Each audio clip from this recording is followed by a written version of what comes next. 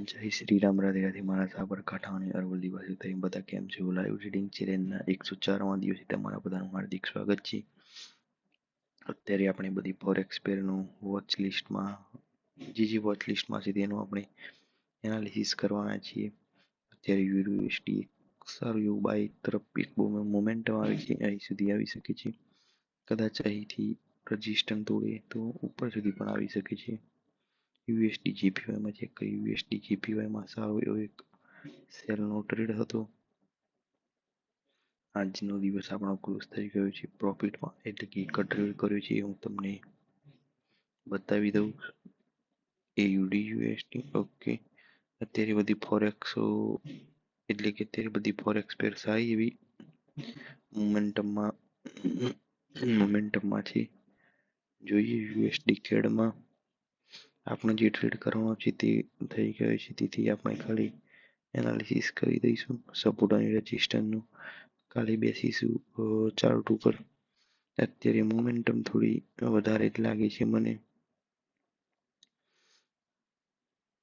ગોલ્ડમાં કઈ રીતનું છે ચેક કર્યો કે ગોલ્ડમાં માર્કેટ ફરીથી નીચે આવી એક વખત ઉપર જવાનું ફરીથી ટ્રાય કરી રહ્યું છે. કાલે માર્કેટ નીચે આવી રહ્યું હતું.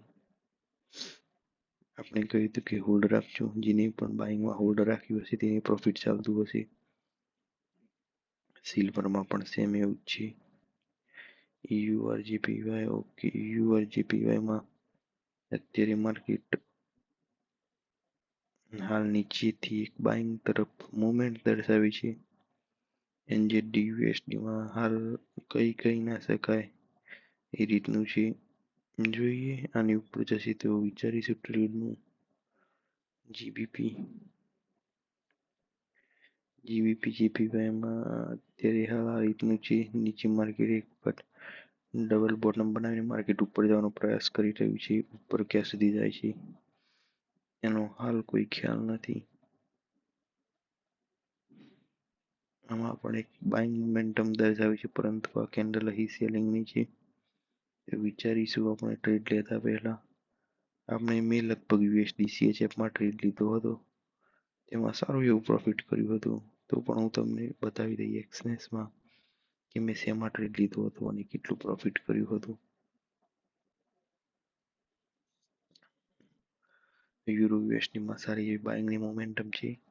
સૌથી પહેલા આપણે એક્સનેસ ઓપન કરીશું, જેથી તમને બધાને હું આજનું પ્રોફિટ બતાવી દઉં અને આપણો દિવસ ક્લોઝ કરી દઈએ.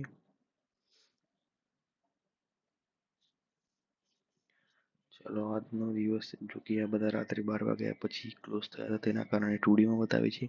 બાકી આજનું પ્રોફિટ છે આપણું $0.51. હવે મળશું કાલે. આપણો એક જ ગોલ છે કે સાબરકાંઠા અને અરવલ્લીના દરેક ઘરમાંથી એક પ્રોફિટેબલ ટ્રેડર હોવું જ જોઈએ.